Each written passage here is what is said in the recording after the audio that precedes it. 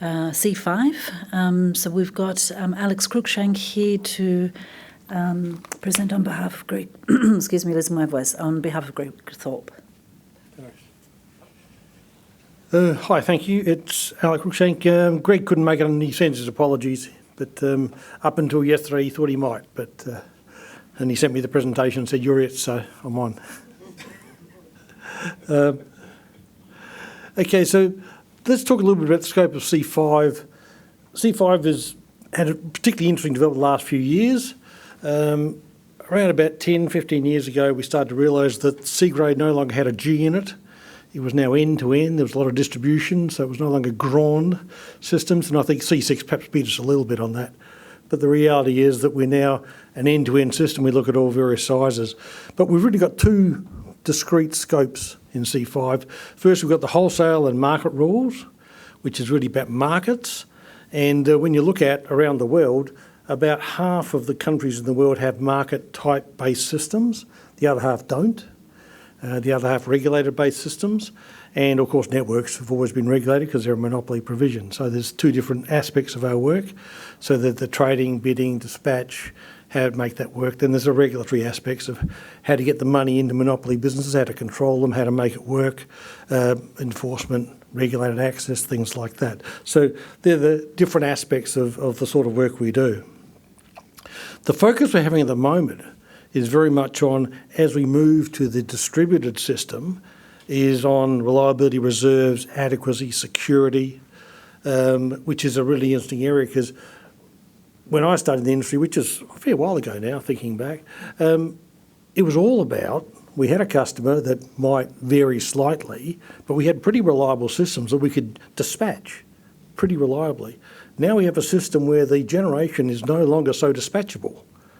And so there's a big push on how do you make the demand or the supply side of the industry more flexible, hence batteries and things like that. So we've got a big issue about how do you make that work. So the system is turned around.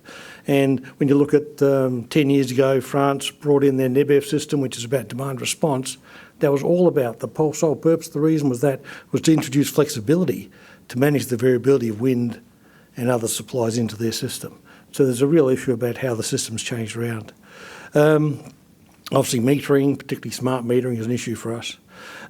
Recently too, we've been looking at the certificate of origin. We started this with hydrogen. We started to say, how do you ensure that hydrogen is green? Now the question is, how do you make sure electricity is green?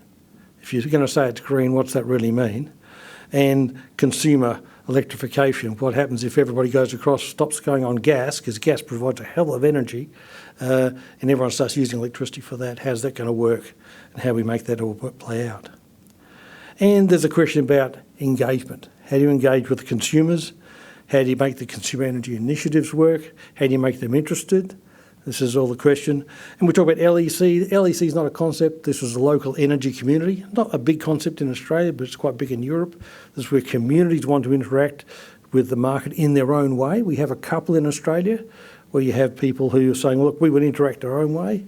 We don't want to interact on your terms. VPP, obviously, virtual power plants are becoming particularly important. Microgrids are a special breed, and other means of interacting with the system. So there's some ways to go. And of course, C5 is really about the money. How do you make the money flow? At the end of the day, the whole issue of the electricity market in Australia is getting money from customers to generators. In some cases, it's the same people now. Customers are generators. But it's all about getting the money from point A to point B and making sure everybody gets paid. And most have seen me, I will normally present a slide if I get the chance to say, at the end of the day, all of the customers have to pay all of the bills. That's how it has to work. And the only question is how we make that work. So the Australian panel, Greg's the convener, and we've got Pippa Williams, secretary, and 18 regular members. C5 is growing and is also becoming more diverse. We've got people from New Zealand, we've got someone from Singapore. We've got quite a diverse group. It's quite an interesting group. 3 NGN members now, so it's quite useful. And we're also convening a couple of working groups. So it's quite a useful organisation. And also we contribute beyond the specific work.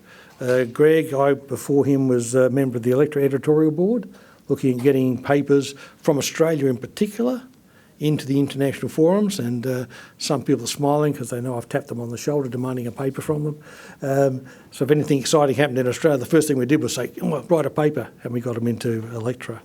And Greg and I are both members of the Strategic Advisory Group for C5. The C5 preferential subjects for this year, we're looking really about the transition. How do you make the transition work? One of the roles of CGRA is supporting industry, and since governments want us to transition to a more electrical and a less emissions intensive industry, then there's a transition to be done. How do we get the price signals right?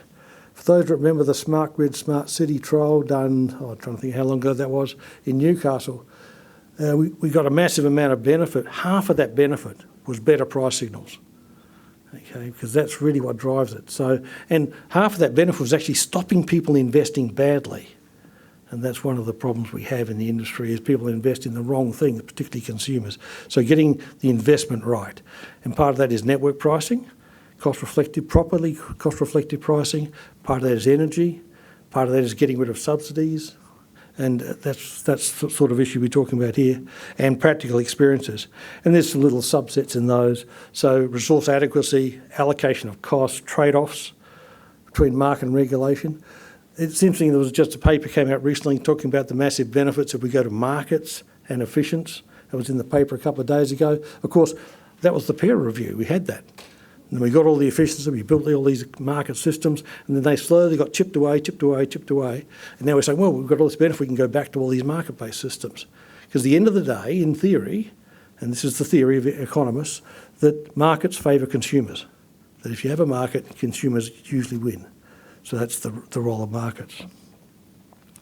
And then getting the right signalling, and also markets withstanding adverse shocks. One of the problems we have at the moment, of course, is that shocks are occurring, governments are responding, and the market where we said, look, let's look at what are proper contingent events. We focus on those. Now they're saying, what about those past contingencies? What about 20 days of blackout? Things that we previously didn't worry about. And then also looking at the practical experiences. And this is a lot of what things like the large disturbance workshop are about. What happened? How could we have done it better? What went wrong? And it was interesting that when we look at the large disturbance workshop from a few years back, one of the problems was modelling, that the models didn't have some of the right parameters. So we had this beautiful mathematical model, worked really well, but the parameter might have been incorrect. And so the model says X would happen, but in fact Y happened. And we had blackouts as a result of that. So one of the problems with digitalisation and modelling is making sure you get all the parameters correct. Because I remember the trip that occurred in a power station I was involved with AGL, it was because we hadn't considered high rate of change of frequency. It was just never considered. And suddenly we had to bring that in because frequency was changing far more quickly. So getting all of that right. So these are the preferential subjects. I think they're a particularly good set for C5, very, very broad. There are an interesting range of working groups C5 are working in. The most interesting new one is V2G. One of the problems we have in Australia and around the world, America's got the same sort of issues, you need storage to stabilise the system. And therefore, home batteries, the big push for home batteries, push for neighbourhood batteries, push for grid-based batteries. But suddenly people are saying, what about V2G? Now, you could debate, and people can debate whether V2G is going to be a big aspect. But the whole point is you've got a vehicle with a big battery sitting stationary for most of the day. Cannot be utilised is one of the questions.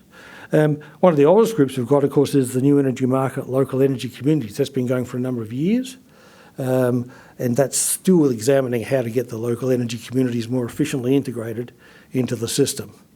In the middle, we've got a few like the evolution of real-time spot price formation. It's easy to do spot price if you've got simple dispatchable generation.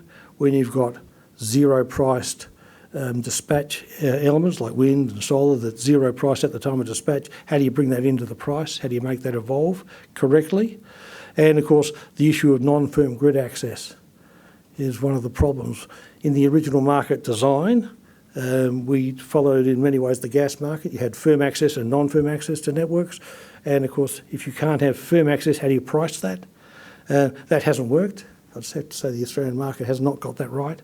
The gas market has, luckily, but there's a real issue of how do you manage that when you've got no firm access, particularly for your more dispatchable resources. So how do you make that work?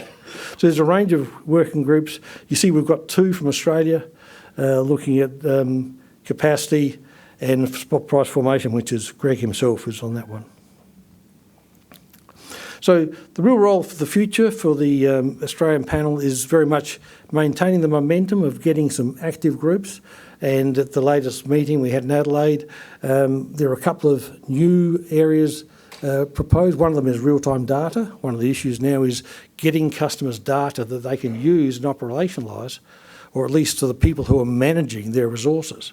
Because one of the problems you have is if you've got a resource and you don't know how the market's operating, you can't integrate it with it. And you'll see there's a rule change currently with the AMC exactly on that matter. Getting diversity. The successful 2-year cycle, C5 operates pretty well on a 2-year cycle. On a Paris year, we focus very much on preparation for the GDM, but also preparation for the large disturbance workshop. So it's interesting when you look at the disturbance that have occurred through the year. Everyone knows about the Iberian Peninsula. Everyone's been talking about that. No one knows about Chile. It was just as big. It was a massive disruption there. So that's where the things like the large disturbance workshop brings out those ones that aren't so well represented, and we can talk about those sorts of things and focusing on some of those areas. In the non-Paris year, we really focus on the working groups, building up the working groups and the guest speaker. And one of the aspects that C5 perhaps hasn't been done well enough recently is webinars, getting information out and, if you like, promulgating all the information that's coming out of the working groups. So that's the area we're going to work on. And I think that's it.